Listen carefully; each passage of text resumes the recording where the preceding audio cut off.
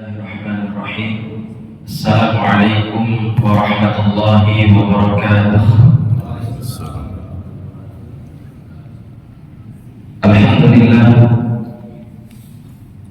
alladzi khalaqa sab'a samawati wa minal ardi mislahunna yatanazzalu al-amru bainahunna lita'lamu anna Allaha 'ala kulli syai'in qadir wa anna Allaha qad ahata bi kulli syai'in ilman. Asyhadu an la ilaha illallah wahdahu la syarika lahu wa asyhadu anna Muhammadan 'abduhu wa rasuluhu la nabiyya ba'dahu.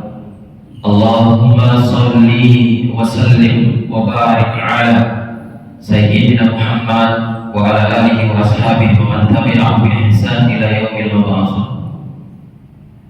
Subhanaka la ilma lana illa ma 'allamtana innaka antal alimul hakim. Rabbi shrah li sadri wa yassir li amri wa hlul 'uqdatam min lisani yafqahu qawli. Hadirin jamaah salat subuh Masjid Jabal Salam yang insyaallah dirahmati diberkahi dimuliakan Allah Subhanahu wa taala. Bersyukur kita kepada Allah Subhanahu wa taala dan hentinya dengan kalimat alhamdulillahirabbil alamin. Bersalawat dan salam untuk Nabi kita Nabi besar Muhammad sallallahu alaihi wasallam dengan kalimat Allahumma shalli ala sayyidina Muhammad. Bapak hadirin jamaah salat subuh yang dimuliakan Allah Subhanahu wa taala, hari ini kita berada di 15 November 2026, kurang lebih sekitar 95 hari lagi kita akan bertemu kembali dengan bulan suci Ramadan. Jamaah yang dimuliakan Allah Subhanahu wa taala, dalam kitab Musnad Imam Ahmad nomor hadis 10521, la taqumus sa'atu hatta yatakarrabus zaman wa takunus sa'atu kasar. Tidak akan terjadi kiamat, kata Nabi, kecuali kalian akan melihat bagaimana pergantian tahun seperti pergantian bulan.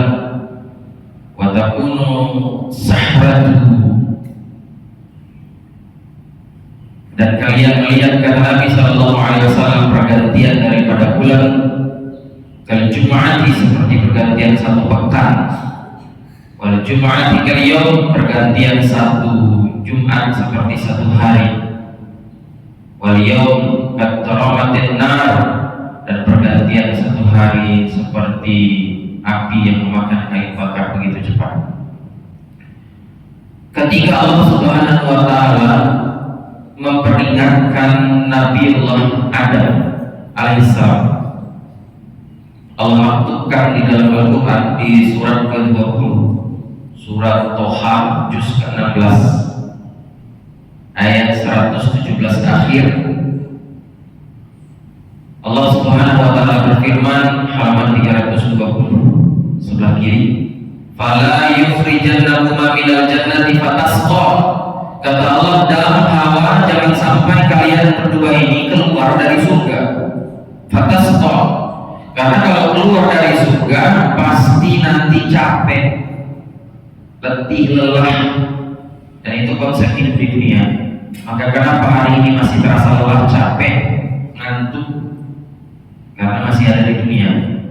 Dan semua konsep lelah ini tidak akan ada setelah kita meninggalkan dunia ini. Tidak ada orang di dalam kubur berhenti kena azab gara-gara ngantuk. Berhenti dulu mereka ngantuk, capek. Tidak ada. Tidak ada orang merasa sakit dengan penyakit lahiriah di dalam kubur sehingga menghentikan azab kubur Anda. Semua yang kita rasakan hari ini karena inilah konsep dunia yang Allah berikan. Fatasqa, dan Hawa, kata Allah, kalau kalian keluar dari surga kalian akan capek, lelah, letih. Manusia memiliki 3 kebutuhan pokok. Kita kenal dengan nama sandang, pangan, papan. Dan ternyata di surat Toha itu konsep ini dijelaskan, kita membutuhkan ini kalau keluar dari surga. Dan dulu kita berada di alam arwah, kemudian masuk ke alam rahim, masuk ke alam dunia, dan konsep itu dijelaskan oleh Allah Subhanahu wa taala. Wa innaka la taju'a fiha wa la tara wa annaka la taqumu fiha fiha wa la tadhhab. Kata Allah, dan kalau sempat kau keluar dari surga ini, kau nanti akan lapar, kau nanti akan haus, kau nanti akan telanjang, kata Allah, tak mengenakan pakaian, kau nanti akan kepanasan, terasa sinar matahari. Maka 3 konsep sandang, pangan, papan itulah kata ulama disebutkan pertama kali di surat Toha ayat 118-119 itu. Manusia membutuhkan sandang, pakaian karena terlahir dalam keadaan tanpa pakaian. Kemudian manusia membutuhkan pangan, air susu ibu untuk pertama kalinya. Dan yang terakhir, manusia akan membutuhkan setelah keluar dari rumah sakit, tempat melahirkan, bidan dan lain sebagainya, manusia akan membutuhkan papan, tempat berlindung. Subuh kali ini kita akan berbicara mengenai konsep rumah di dalam Al-Quran Al-Karim. Jamaah yang dimuliakan Allah Subhanahu wa Ta'ala, kata rumah itu disebutkan sedikitnya dalam 3 bentuk di dalam Al-Quran. Yang pertama disebut dengan kata bait, artinya tempat bermalam. Maka jamaah haji di malam ke-10 itu, setelah 10 itu ada namanya mabit di Musdalifah, kemudian dilanjutkan dengan mabit di Mina. Mabit itu bermalam, seakar dengan kata yang sering kita dengar, baitun, rumah, tempat bermalam. Kita butuh baitun. Lebih dari 55 kali disebut di dalam Al-Quran Al-Karim. Begitu yang disebut dalam kitab Al-Mu'jam Al-Mufarras Al-Quran Al-Karim. Kata bait pertama kali disebutkan di surat Al-Baqarah 125 halaman 19 sebelah kanan Al-Quran Al-Karim, ketika Allah merujuk kepada Ka'bah Al-Karamah, masabatan lin-nasi wa amna. Kata Allah, itulah rumah tempat berkumpul, itulah rumah tempat yang paling aman. Wattakhidhu min maqami Ibrahim musalla. Maka jadikanlah daripada maqam Ibrahim itu di belakangnya tempat daripada sholat. Maka ketika Nabi Ibrahim alaihissalam diperintah Allah untuk memanggil manusia berangkat haji di surat ke-22 Al-Hajj di juz ke-17, Allah Subhanahu wa Ta'ala ayat 35 berfirman, wa azin fin nasi bil haji, dan panggillah manusia untuk berhaji. Kata Nabi Ibrahim, siapa yang mau panggil? Tidak ada orang, ya, tidak ada orang. Cuma ada Nabi Ibrahim, Nabi Ismail, Siti Hajar. Tapi hari ini kata Allah, kalian akan lihat masabatan linnas wa amna, tempat berkumpul orang berganti-ganti untuk melaksanakan ibadah umrah dan ibadah haji. Rumah pertama kali disebut itu adalah Ka'bah Al-Karamah. Hadirin dan dirahmati diberkahi Allah Subhanahu wa Ta'ala, baik rumah itu perintah Allah Subhanahu wa Ta'ala untuk dimiliki. Sebagai dalil, Allah perintahkan kepada lebah. Suratnya surat ke-16 An-Nahl, juznya ke-14, ayatnya ke-68, halamannya 274, posisinya kiri Al-Quran. Wa auha rabbuka ila an-nahli an ittakhidhi minal jibali buyutan wa minas sajari wa mimma ya'isun. Kata Allah, lebah, hendaklah kalian membuat rumah, dan kami wahyukan kepada lebah untuk membuat rumah. Jadi lebah diperintah Allah untuk buat rumah.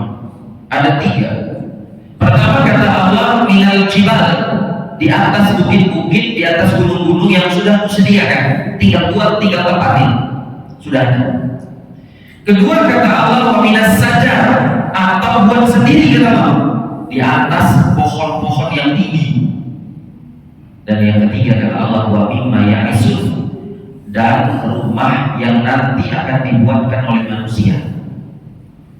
Maka yang pertama, konsep rumah itu dijelaskan ada 3 model.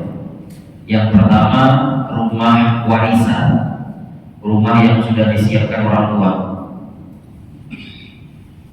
atau rumah bekas orang tua, besar orang tuanya buat rumah, meninggal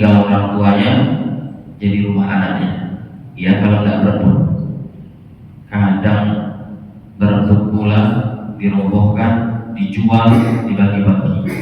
Buat rumah besar-besar, tak ada mulai yang mau tinggal. Ada konsep rumah yang disebut dengan rumah warisan. Ada juga yang numpang kepada mertua, villa mertua indah, dan ada rumahnya disiapkan. Yang kedua konsepnya minas saja, kata Allah, buat sendiri, baik cash maupun kredit non riba, buat sendiri, usaha sendiri, buat rumah. Dan yang ketiga, wabima ya'risun, akan ada orang yang punya rumahnya disediakan oleh orang, para imam masjid, para marbot, para ustaz-ustaz. Ada yang tak sanggup dia di rumah, tapi ada orang-orang kaya yang digerakkan hatinya oleh Allah Subhanahu wa taala memberikan fasilitas rumah dan lain sebagainya. Itu konsep dijelaskan di dalam Al-Qur'an. Boleh. Ini rumah buat lebah itu makan yang baik, mengeluarkan yang baik, tak mematahkan ranting dan pohon ketika dia mengisap saripati daripada bunga-bunga, menghasilkan madu. Tapi jangan coba-coba rumahnya diganggu. Kalau rumahnya diganggu, maka lebah akan melakukan perlawanan. Buat di tempat yang jauh, buat di tempat yang tinggi, buat rumah yang menenangkan, kata Allah, jangan mengganggu orang lain. Jamaah yang dimuliakan Allah, itu rumah kokoh, bergotong royong jantan betina untuk membuat rumah bersatu padu yang membangun sebuah rumah yang kuat. Kemudian konsep rumah, kalau ada konsep rumah yang baik, kuat, ada pula konsep rumah itu Bapak, kata Allah, rumah yang paling buruk. Suratnya Al-Ankabut, surat ke-29, juz ke-20, ayat ke-41. Al-Ankabut 41, halamannya 401 sebelah kanan. Inna ahwalil buyuti labaitul ankabut, kata Allah, sesungguhnya rumah yang paling buruk, rumah yang paling lemah, itu adalah rumah laba-laba. Bahasa Arabnya Al-Ankabut, bahasa BDS-nya spider. Kalau gigit orang, Spiderman. Kenapa rumah laba-laba disebut rumah paling buruk? Ternyata dalam ilmu perhewanan juga dijelaskan para ilmuwan, yang membuat rumah laba-laba itu hanya laba-laba betina. Jadi laba-laba jantan tidak berumah. Nah, inilah buruknya. Kemudian laba-laba itu buat rumah bukan untuk berteduh. Laba-laba itu untuk rumahnya bisa kena panas, rumahnya bisa kena hujan, rumahnya rapuh. Laba-laba itu buat rumah untuk mengikat jantan musim kawin. Jadi setelah dibuat indah rumah oleh laba-laba betina yang ukurannya lebih besar daripada laba-laba jantan, maka laba-laba jantan akan terpikat masuk ke perangkap laba-laba betina, maka terjadilah di sana proses kawin laba-laba jantan dengan laba-laba betina. Dan konsep ilmunya, laba-laba betina akan membunuh laba-laba jantan setelah kawin. Udah diajak kawin, dibunuhnya pula Pak. Untung tak jadi laba-laba ya. Setelah itu laba-laba memiliki telur yang banyak, ada sampai ratusan. Udah ada punya rumah, hanya ulana. Ini buruk kata Allah. Dan ketika anaknya lahir, maka akan saling injak.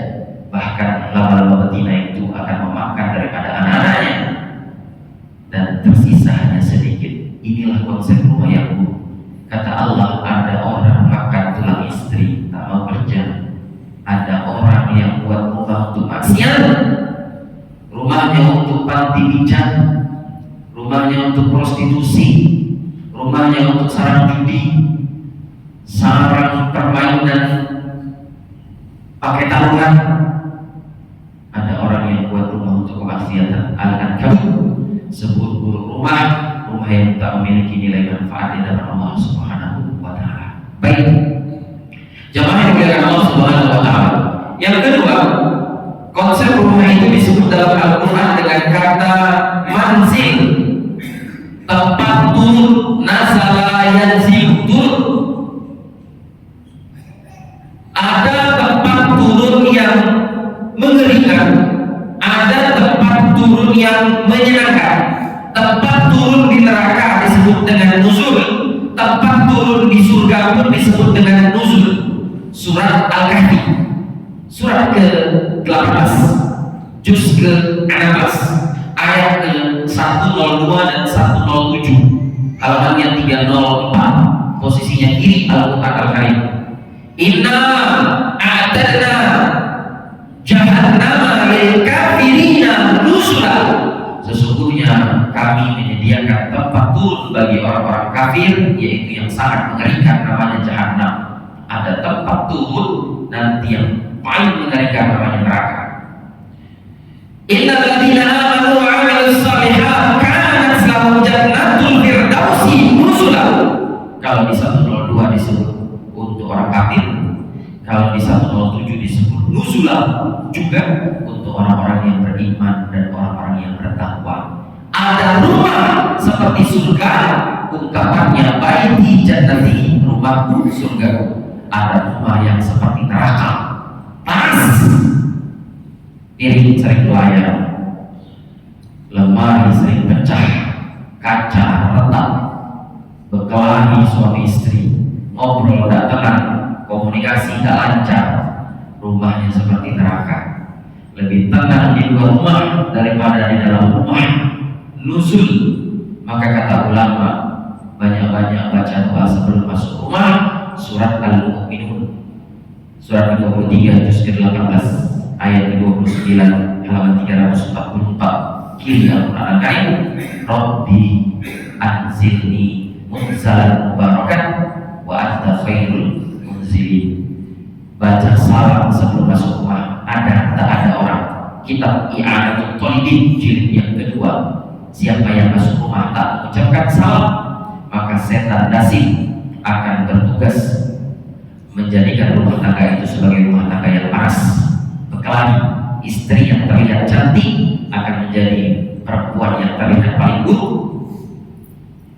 Tidak bernafsu melihat suami, malas berhubungan suami istri, berkelahi dengan anak, bertengkar, masuk tanpa mengucapkan salam. Dan para ulama mengajarkan banyak membaca doa, Rabbi anzilni munzalan mubarakan wa anta khairul munzil. Tambahkan dengan doa assalamu alaina wa ala ibadillahi sholihin. Ada orang masuk rumah baca ini. Ini salah satu konsep yang diajarkan dari kata nuzul, tempat turun, sehingga masuknya nikmat, keluarnya pun juga nikmat dari rumah tersebut. Yang ketiga, yang dimuliakan Allah Subhanahu wa taala, konsep rumah itu disebut dalam Al-Quran Al-Karim dengan kata maskan, seakar dengan kata sakinah, menenangkan, menyejukkan.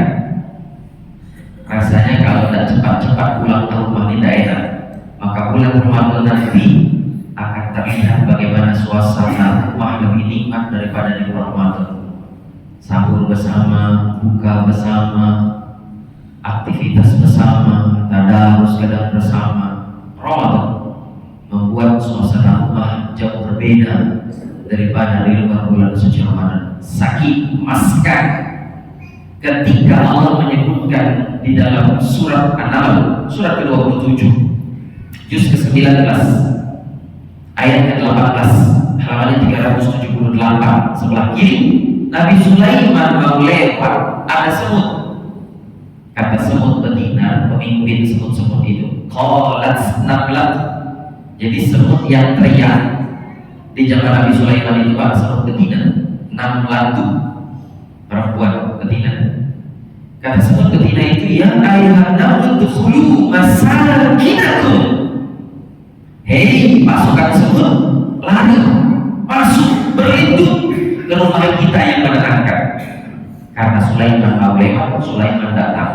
Rumah semut disebut maskan, bukan baik, bukan nuzul. Karena semut memiliki konsep rumah yang luar biasa. Bahkan keluar hadis Nabi, jangan kencing di lubang-lubang yang ada di dekat pohon. Kata ulama, lubang semut itu terlarang. Kencing di tempat terlindung pohon itu dilarang. Ini orang kadang berhenti tengah jalan, suruh anaknya kencing berdiri di pohon pula. Lalu dia bilang sama anaknya, sebelum kencing pamit dulu. Pamit anaknya, buka sleting, keluarkan burung, pamit ya. Bah, numpang kencing bah. Padahal Pak, mohon maaf, belum tentu jin yang menunggu pohon itu sudah tua, tapi dipanggil Pak. Kalau tersinggung dia Pak, bisa pun kabur Pak. Kata Nabi, jangan kau kencing di lubang, masuk ke lubang semut, kencing mana? Berteriak semut-semut di dalamku, banjir, banjir, gitu. Sampai keluar hadis. Terasa bercanda kita Pak, tapi ada dalil dari Nabi SAW. Ini rumah yang menyenangkan bagi mereka. Hujan sederas apapun, rumah ini tetap aman bagi semut dan koloni-koloninya. Kecil badannya, tapi bisa mengangkat lebih dari 10 kali beban lebih berat daripada badannya. Berkumpul dia, bersatu dia membuat rumahnya. Bahkan kenal, tak kenal, kalau ketemu dia pasti salaman. Afsus salaman alaman arafta wa man ta'rif. Kata Nabi, tebarkan salam kepada orang yang kau kenal maupun orang yang tak kau kenal. Jangan cuma satu golongan Assalamualaikum, tidak satu golongan tidak mau Assalamualaikum, padahal Tuhannya sama, Nabinya sama, kiblatnya sama. Inilah jeleknya kalau hanya fanatik kepada satu saja. Jamaah yang dirahmati diberkahi dimuliakan Allah Subhanahu wa taala. Wa masakin thayyiba fi jannati 'adn. Surat ke-9 juz ke-10 At-Taubah ayat 72 halaman 198 sebelah kiri. Kata Allah, sesungguhnya rumah yang paling nikmat nanti di surga adalah Jannatu 'Adn yadkhuluna man salaha min abaihim wa dzurriyyatihim wa man salaha min abaihim wa dzurriyyatihim. Ada konsep rumah kata Allah yang di dalamnya kita bahas di pertemuan sebelumnya. Ada suaminya, ada istrinya, ada anaknya. Maka konsep rumah satu keluarga dalam satu surga ini tidak disebut baik, tidak disebut usul, tapi disebut maskah, tempat yang menenangkan di dalam surga Allah Subhanahu wa ta'ala. Besar kecilnya sebuah rumah tidak menjadi jaminan ketenangan Pak. Berapa banyak orang punya uang, tapi ketika tidur di hotel tidak bisa tidur. Saya berkali-kali diundang keluar kota Pak, ditidurkan di hotel. Banyak orang-orang kaya kan sudah sampai jam 12 malam, jam 1 malam masih nongkrong, masih tak bisa tidur. Padahal kamarnya presiden suite bisa main bola di dalam hotelnya itu. Dia bilang tak bisa tidur, tak tenang. Padahal AC-nya sentral, kamar mandinya shower, fasilitas dapurnya lengkap, tak bisa tidur. Ada orang Pak cuma duduk bersila aja di masjid ini, tak ada kasur Pak, duduk di karpet. Belum 10 menit Ustaz ceramah udah hilang Bapak. Enak, duduk di dinding aja sakit padahal nyetir di dinding, udah hilang Bapak. Karena turun rahmat. Nah, kalau di hotel Pak, nikmat beribadahnya kurang. Tapi coba ke Makkah Madinah, 1 jam sebelum sholat udah lari masjid. Maka al-mar'u ala dini khalil falyanzur ahadukum man khalil. Orang itu akan nikmat beribadah kepada siapa temannya. Berteman kita dengan orang yang rajin beribadah, nafsu ibadahnya kuat. Tapi berteman kita dengan orang-orang yang tak rajin beribadah, maka nafsu beribadahnya juga akan berkurang. Maka konsep rumah kalau di media sosial Pak, ini bukan rahasia pribadi. Ada artis Munizin, mohon maaf, karena beliau sudah mempublikasikan, beliau pun juga tak pakai nama samaran, namanya Musdalifah. Itu 4 kalinya kawin Pak, 4 kalinya kawin. Dia punya rumah 2.500 meter persegi, 12 kamar, 30 pintu, punya lapangan, punya masjid, plus ukuran suami pertamanya. Terakhir rumah itu dijual kepada Willy Salim 100 miliar. 100 miliar Pak ditawarkan. Padahal sempat ditawar dulu oleh Mbak Ibu 40 miliar, tidak mau ya. Ditawar oleh Raffi Ahmad 55 miliar, tidak mau ya. Mbak Ibu nawar 40 miliar, Raffi Ahmad nawar 55 miliar. Saya nggak nawar Pak. Baik pula saya nawar memang. Berapa kali ceramah di BDS ya Pak, kalau nawar rumah itu ya. Ditanya kepada Mbak Mus, kenapa rumah ini dijual? Kurang besar apa, kurang indah apa? Dia bilang udah ada ketenangan. 12 kamar Pak. Saya tidak tahu, cuma 1 kamar rumah saya Pak, itu penumpang. Tidur di ruang tamu 3 tahun. Ya, nyaman-nyaman saja, tenang-tenang saja. pintu tiang dari emas, ada gudang lengkap untuk jualan online, udah tidak ada ketenangan. Jemaah terhormati diberkahi dimuliakan Allah Subhanahu wa taala. Maka bagaimana membuat rumah ini bisa tenang? Baiti jannati, rumah surga. Bagaimana membuat rumah ini bisa menjadi rumah di surga Allah Subhanahu wa taala? Tak lain tak bukan konsepnya nyambung dengan apa yang kita sampaikan sholat tahajud di pertemuan yang lalu. Maka konsep supaya rumah bisa tenang Bapak tidak lain dan tidak bukan cek adakah anggota keluarga yang sholat atau yang meninggalkan sholat. Kalau masih ada anggota keluarga yang meninggalkan sholat, melalaikan sholat, melakukan sholat di rumah itu, fix tidak akan ada ketenangan. Allah angkat berkah. Anak terlambat masuk sekolah, marahnya luar biasa. Diangkat ngebut pakai motor. Sementara hari Sabtu libur, hari Ahad libur, anak bangun setengah 7, santai-santai saja. Anaknya tak subuh, santai-santai saja. Padahal usianya sudah lebih 10. Wadrib, kata Nabi, pukul.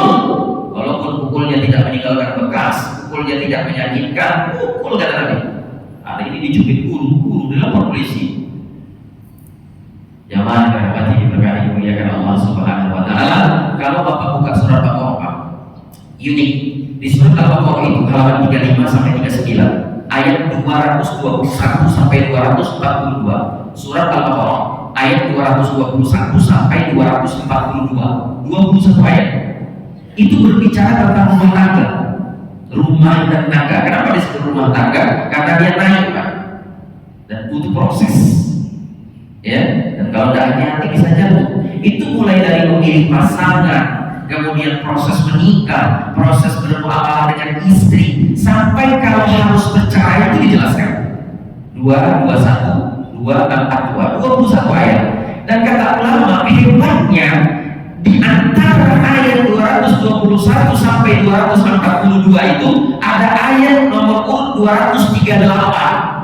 Di halaman 39 baris pertama kanan atas itu ayat tentang sholat.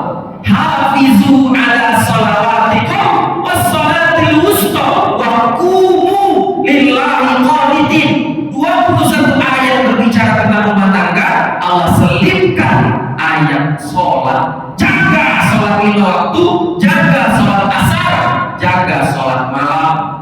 Qumu lillahi qanitin. Seakan Allah ingin menyampaikan siapa yang berumah tangga sholatnya berantakan, rumah tangganya pun akan berantakan.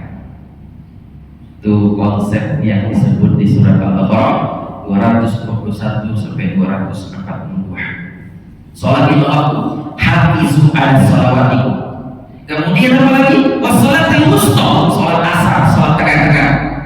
Sahih Muslim 594. Mata wa sholatul asri habita amaluhu. Siapa yang meninggalkan sholat asar, terputus, terhilang, terhapus seluruh amalannya. Ini sholat yang singkat. Zuhur orang istirahat siang, Jumat ramai, tapi ketika asar tidak ramai. Ini sholat yang kadang saya dileh-lehkan. Macet terjebak di jalan, tidak sholat asar. Nauzubillah subhanahu. Nonton bioskop itu setting sholat asarnya sulit biasanya. Ini kata Allah, hafizu ala sholatil wusta, jaga sholat pertengah-tengah itu sholat asar, dan tidak ada sholat sunnah setelah sholat asar. Ini saking sempitnya daripada waktu sholat asar.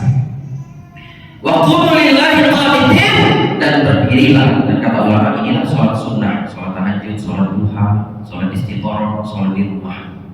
Bahkan kata Nabi di kitab Sahih Muslim nomor hadis 728, man sholat istata asar fi yaumin wa lailatin buniyal baitan fil jannah. Siapa yang sholat di rumahnya 12 rakaat qobliyah atau ba'diyah, maka dibangunkan rumah nanti di surga Allah Subhanahu wa taala. Karena sholat sunnah itu boleh di rumah. Bahkan ulama menyebutkan afdolnya di rumah. Kenapa?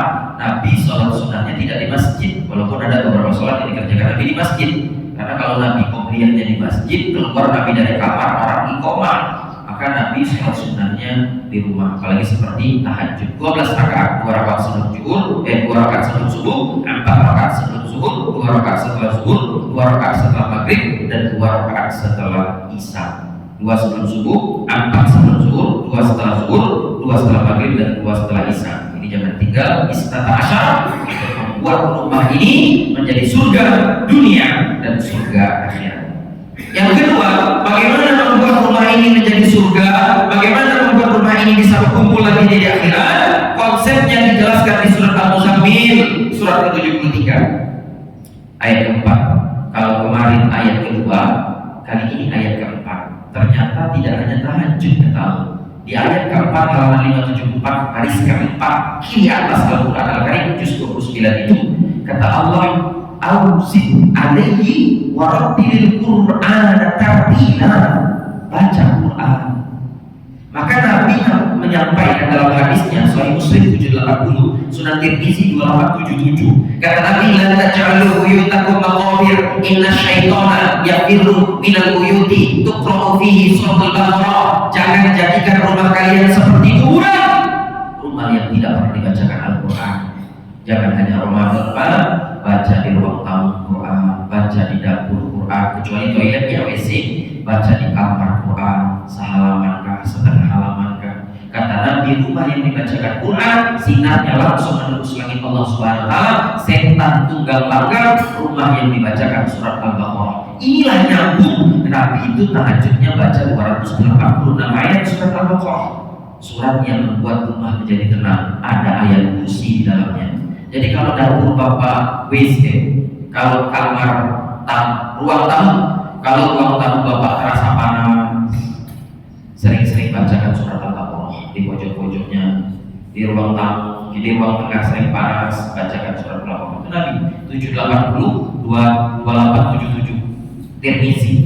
Ustaz sudah membaca surat Al-Baqarah di ruang tamu ini masih panas Ustaz. Nah, coba Bapak ke toko elektronik, coba beli AC Mas yang sepekan, panas betul rumah Bapak, nggak ada matahari supaya. Ternyata konsepnya ada diajarkan oleh Nabi Sallallahu Alaihi Wasallam. Yang ketiga, bagaimana menjadikan rumah ini masra'at dunia.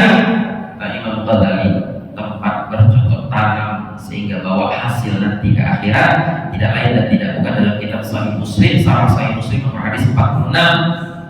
La yadkhulul jannah man lam ya'man ja'ahu dha'iqahu. Rumah itu kata Nabi akan menjadi rumah yang menakutkan kalau rumah itu menjadi rumah yang tidak menenangkan bagi tetangganya, tidak masuk surga. Orang yang tempat tinggalnya membuat tidak nyaman tetangganya. Punya mobil dia, tapi mobilnya mengganggu rumah tetangga, parkir sembarangan. Punya mobil dia, cuci mobil, tapi air cucian mobilnya itu menggenang di rumah tetangga. Tidak pula izin, tidak pula minta maaf. Sepele menurutnya. Punya, ini sering saya sampaikan, punya hewan peliharaan, tapi hewan peliharaannya, kucingnya sering mampir ke rumah tetangganya, habis cuk motor tetangga, diganggu oleh kucing di rumah dia. Punya ayamnya buang yang besar di rumah tetangga, tiap hari tetangga buang kotorannya, padahal ada pasalnya. Rumah yang membuat tetangganya tidak nyaman, tidak pula minta maaf, tidak pula bersilaturahmi atas kesalahan yang dianggapnya biasa. Bakar sampah, apalagi di pemukiman Pak ya, asapnya ke baju tetangga. Bakar pagi-pagi, tetangganya berpakaian, sudah nggak beli pewangi, itu pun dapat promo di Alfamart seminggu, cuma 1 minggu, dari harga 20 jadi harga 15, beli 2 gratis 1 bulan. Setelah dibakar sampah, barulah sampah asap.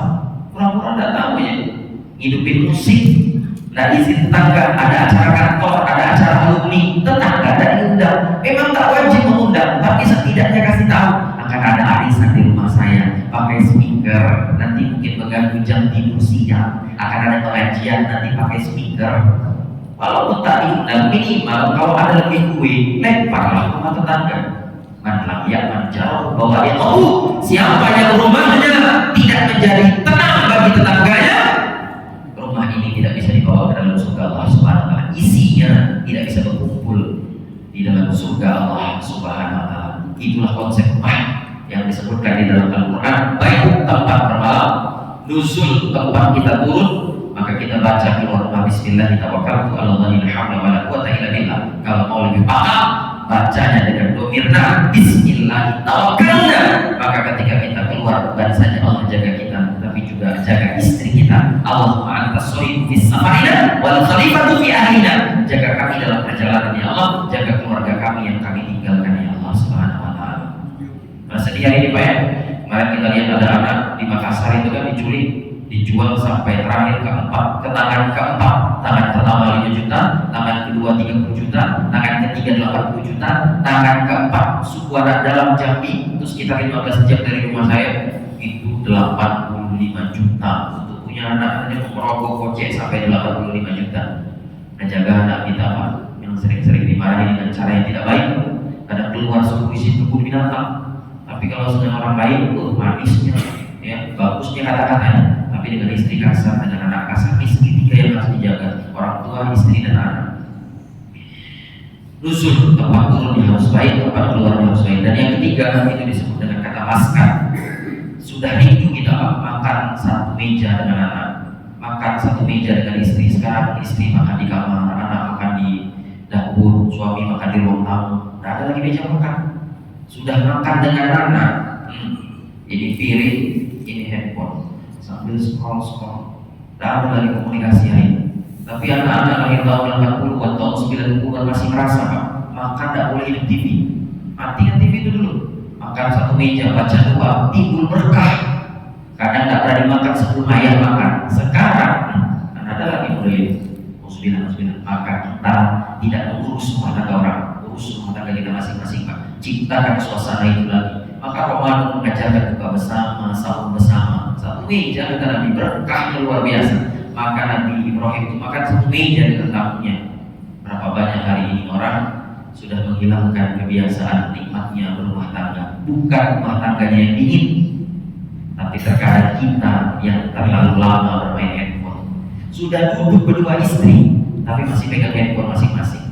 Lepaskan dulu handphone itu. Tanya apa masalahnya, tanya apa keluh kesahnya. Inilah yang mungkin menjadikan rumah tangga kita tidak baik-baik saja di hadapan Allah Subhanahu wa taala. Bapak jemaah yang dimuliakan Allah Subhanahu wa taala, jam sudah menunjukkan lewat daripada 45 menit. Sudah hampir masuk waktu syuruk. Yang ingin bertanya, saya persilakan. Kalau tidak, kita tutup.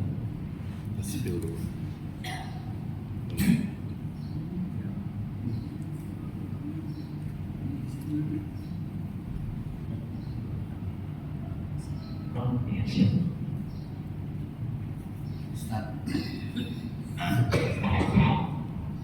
adakah dalam Islam itu mengajarkan anak untuk keluar rumah, misalnya pendidikan atau pesantren umur berapa gitu kan? Kadang-kadang kan masih kecil itu dititipkan di pesantren atau panti asuhan, sementara di sisi lain dia perlu bimbingan orang tua ya, contoh dari perilaku orang tua, misalnya masih umur yang 5 tahun itu masih golden age ya.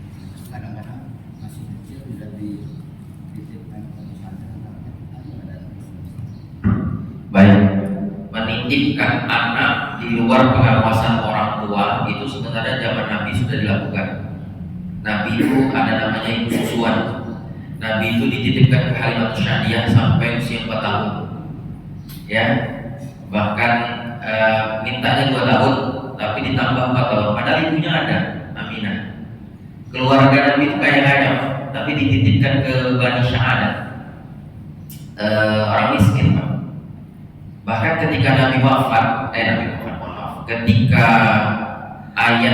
ibunya wafat, kakeknya wafat, Nabi itu dititipkan dicari ke paman yang paling miskin. Padahal Haris itu paman paling kaya, Hamzah itu paman kaya, tapi Nabi dititipkan ke Abu Thalib, paman paling miskin, punya anak 6. Riwayat lain menyebut anaknya 7. Nabi itu ngantri kalau makan. Konsep ini kata ulama mengajarkan anak tidak berpaku tangan kepada orang tua. Konsep mengajarkan bagaimana hidup ini butuh proses. Karena mie instan saja harus diproses dulu 3 menit baru dimakan. Karena kalau dimakan mentah, banyak di rumah sakit karena Joshua itu kan usia 20 tahun sudah cuci darah. Ini mentah tuh dimakannya, dan campur roiko, sekutu. Nah, konsep pesantren dulu dengan konsep pesantren sekarang beda, setahu saya. Karena konsep pesantren dulu mungkin lebih keras, didikannya masih pakai rotan, masih pakai tampar, masih pakai terjang, masih pakai sampai benang tangan. Kalau sekarang tidak bisa konsepnya. Konsep pesantren dulu sulit dijenguk. Konsep pesantren sekarang kadang anak disediakan handphone, seminggu sekali bisa telepon, boleh dijenguk, seminggu sekali boleh dijenguk, sebulan sekali boleh dibawa pulang. Maka konsep anak pesantren dulu dengan konsep anak pesantren sekarang berubah. Karena zaman yang sangat canggih ini, Pak, untuk memesantrenkan anak tentu tiap anak pasti beda. Ada yang manja, ada yang tak manja, ada yang bisa ditinggal, ada yang tidak bisa ditinggal. Kalau sulit ditinggal, saran saya kalau mau dimasukkan pesantren, tidak jauh dari orang tuanya, masih di lingkup Balikpapan atau jenguknya cepat. Kalau anaknya memang mandiri, boleh langsung jauh. Karena saya dulu tidak langsung jauh, Pak. Dari Bengkulu saya ke Padang, dari Padang baru lari ke Gontor, dari Gontor baru lari ke tempat yang lain. Konsep. Jadi kalau anak harus dipesantrenkan, sering-sering dijenguk, sering-sering dibilas, ditelepon, ditanya kabar supaya figur daripada orang tua ini tidak hilang. Karena kalau dibiarkan saja di pesantren, itu biasanya seperti saya Pak merasakan, saya 4 bersaudara, hanya saya yang jauh dari ayah dan ibu. Yang 3 tak pesantren, itu chemistry-nya lebih dekat. Dengan sepupu-sepupu chemistry-nya lebih dekat. Anak pesantren itu biasanya maaf lebih kuper.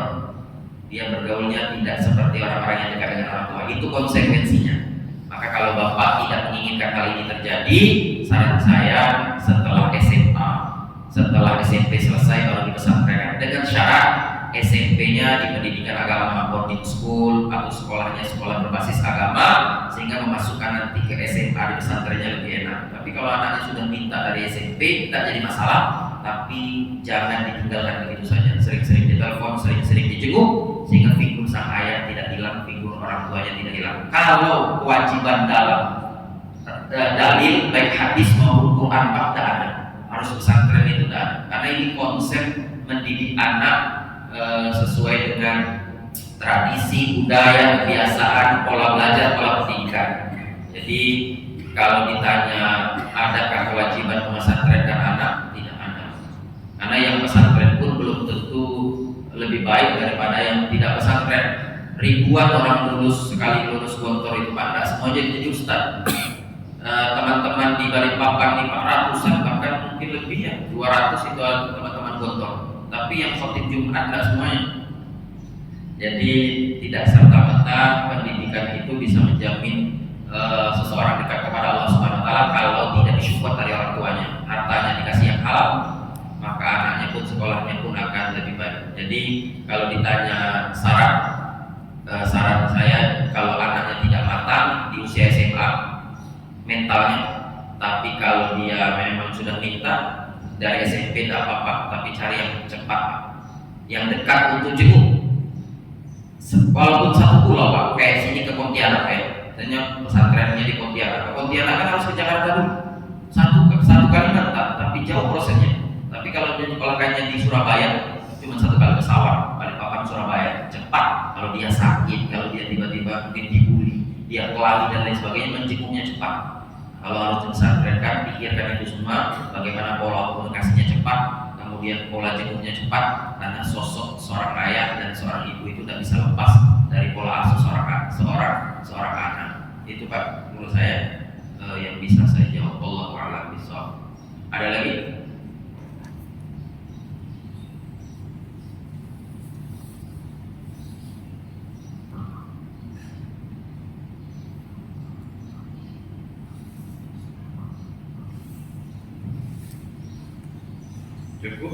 Cukup.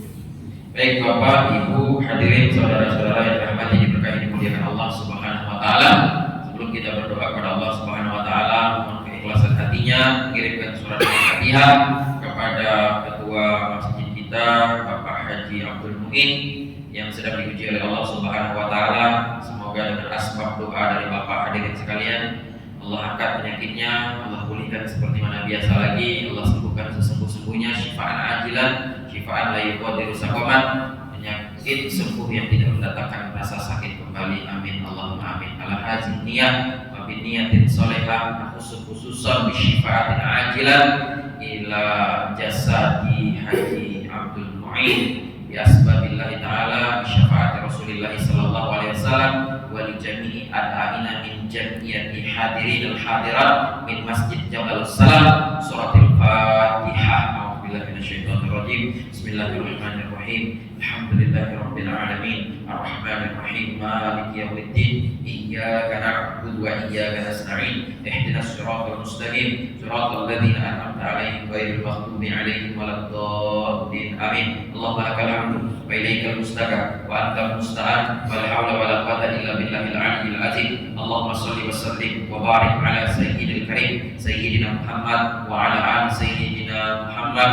Allahumma ighfir lana dzunubana wa li walidina warhamhum kama rabbawna shighara. Allahumma anzilis shifaan ajilan shifaan la yughadiru saqaman khususun ila ashabana min Bapak Haji Abdul Mu'in, syifaan ajilan syifaan la yughadiru saqaman. Allahumma anta rabban nas isbihi antas safih isbihi antas safih isbihi antas safih bi rahmatika ya arhamar rahimin. Allahumma arzuqna rizqan halalan thayyiban mubarakan fi. Allahumma arzuqna siratal haramain Makkahal Mukarramah Madinatul Munawwarah lil haji wal umrah. Rabbana hab lana min azwajina wa dzurriyyatina qurrata a'yun waj'alna lil muttaqina imama. Rabbana atina fid dunya hasanah wa fil akhirati hasanah wa qina azabannar. Subhanaka rabbika rabbil izzati amma yasifun. Wassalamu ala mursalin walhamdulillahi rabbil alamin. Subhanallah wa bihamdihi asyhadu an la ilaha illa anta astaghfiruka wa atubu ilaik. Wassalamu alaikum